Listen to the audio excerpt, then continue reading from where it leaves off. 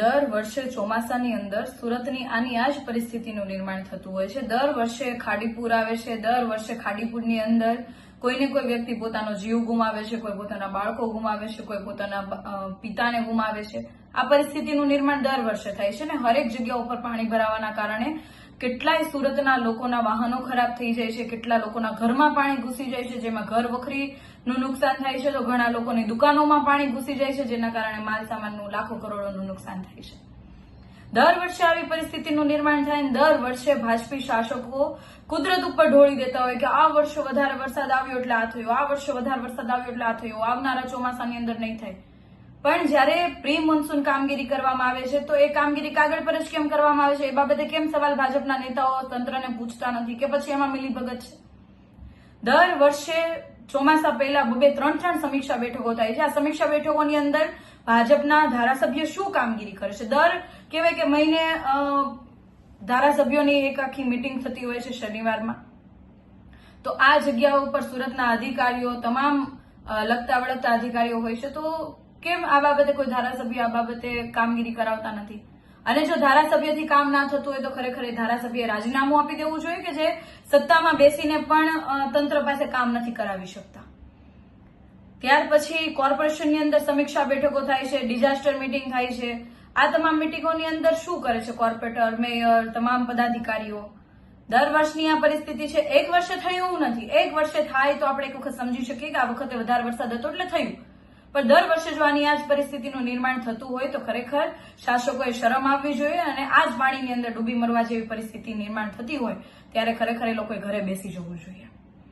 સમીક્ષા બેઠકોની અંદર માત્ર ને માત્ર સીન સપાટા કરવા, ફોટા પાડવા, નાસ્તો કરો, છૂટા પડો, આ જ કામ છે ભાજપના નેતાઓને। છેલ્લે એની કહેવાય કે ભરપાઈ સુરતના લોકો જ કરે છે। દર વર્ષની પરિસ્થિતિનું નિર્માણ આવું થાય છે ને દર વર્ષે સુરતના લોકો ભોગવે છે। આ એ જ સુરત મહાનગરપાલિકા છે કે જે ખૂબ સમૃદ્ધ મહાનગરપાલિકા છે। આ એ જ સુરત છે કે જેના લોકો ખૂબ મોટા પ્રમાણમાં ટેક્સ સરકારને ભરે છે। આ એ જ સુરત છે કે જેનું જીડીપી ખૂબ હાઈ છે અને સામે વળતર સ્વરૂપે સુરતના લોકોને શું મળે છે? આ તો સારી વાત એ છે કે સુરતના લોકો કહેવાય કે આફતને અવસરમાં બદલી નાખે છે અને એકદમ કહેવાય કે આફતમાંથી બહાર નીકળવા માટેના તમામ પ્રયાસો એકાબીજાની મદદથી કરી લે છે। પણ તંત્રની શું જવાબદારી? પાણી ભરાયું હોય તો એને કાઢવાની જવાબદારી નથી, કેમ કે જો કોઈ પણ બેઝમેન્ટમાં પાણી ભરાઈ જાય છે તો પણ પૈસા ભરીને એ લોકોએ બેઝમેન્ટમાં પાણી કાઢવા માટેના મશીનો મંગાવવા પડે છે। તંત્રની કોઈ જવાબદારી જ નથી બનતી, તો લોકો શા માટે વેરો ભરે છે? આવા નિયમો શા માટે બનાવવામાં આવે છે અને શા માટે એની કોઈ વ્યવસ્થા કરવામાં નથી આવતી? આ વર્ષે આ ચોમાસાની અંદર 15 થી વધારે લોકો મૃત્યુ પામ્યા છે, તો એના માટે જવાબદાર કોણ છે? અને શું કર્યું ધારાસભ્યોએ, શું કર્યું તમામ કોર્પોરેટરોએ, શું કર્યું મેયરે, બધાએ શું કર્યું? લોકો એટલા માટે વોટ આપે છે તમને, લોકો એટલા માટે ટેક્સ ભરે છે કે આવી રીતના દર વર્ષે નિર્માણ થાય? જયારે વિરોધ પક્ષ તરીકે અમે હતા ત્યારે વારંવાર કીધું કે તમે આનું કોઈ આયોજન કરો, કોઈ આયોજન નહીં। 1200 કરોડ રૂપિયાથી પણ વધારે રૂપિયાના ખર્ચ આખા સુરતની અંદર સ્ટ્રોંગ ડ્રેનેજનું નેટવર્ક નાખવામાં આવ્યું છે, પણ ટોટલી ફેલ। દર વર્ષે એટલું પાણી ભરાય, પ્રી મોન્સૂનના કરોડો રૂપિયા ફળવાય છે, પરંતુ કોઈ કામગીરી નથી થતી। દર વર્ષે લોકો આટલી મોટી સંખ્યામાં હેરાન થાય, લાખો કરોડોનું નુકસાન થાય, પરંતુ આ શાસકો એકદમ શરમ વગરના થઈને બધું જોવે, 2 દિવસ સીન સપાટા કરશે, સમીક્ષાઓ કરશે અને પછી બધું પૂરું। પાછું આવતું ચોમાસું પાછું કે છે કુદરતનો કહે, કુદરતમાં વરસાદ વધારે, ઉપરવાસમાં વધારે વરસાદ પડ્યો એટલા માટે થયું। ખરેખર હું તો ભાજપના તમામ કાર્યકર્તાઓને કહેવા માંગુ છું, તમે તો હવે જરાક જાગો, તમે તો તમારા નેતાઓને પૂછો તમે શું કરો છો મીટિંગોની અંદર, સમીક્ષા બેઠકોની અંદર? આટલી બધી સુરતની પરિસ્થિતિ ખરાબ થાય છે છતાં પણ બધા ચૂપ છો। શું સાચું હિન્દુત્વ છે? ખૂબ મોટી સભાઓની અંદર વાત કરતા હોવ છો તમે બધા, હિન્દુત્વ શું છે? સાચું હિન્દુત્વ પ્રજાની રક્ષા કરવી એ સાચું હિન્દુત્વ નથી। 15 લોકો મરી જાય છે છતાં તમે હિન્દુત્વની વાત કરતા ફરતા હોવ છો। રાજારામે વનવાસ ભોગવ્યો હતો પણ પ્રજાને ક્યારેય દુઃખી નહોતી થવા દીધી, એ સાચું હિન્દુત્વ હતું, એ આપણને શીખવતા હતા। શું શીખા તમે એમાંથી?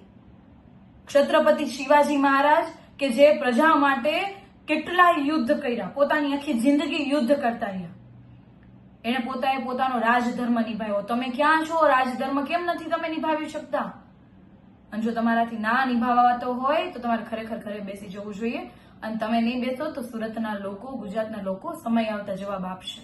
હું તો સુરતના લોકોને ખૂબ ખૂબ ધન્યવાદ આપું છું કે જે લોકો દર વર્ષે આફતને અવસરમાં ફેરવીને પોતાના પરિવારજનોની રક્ષા કરે છે, પોતાના આસપાસના લોકોને મદદ કરે છે અને આ આફતમાંથી બહાર નીકળવા માટેના સતત પ્રયાસો કરે છે.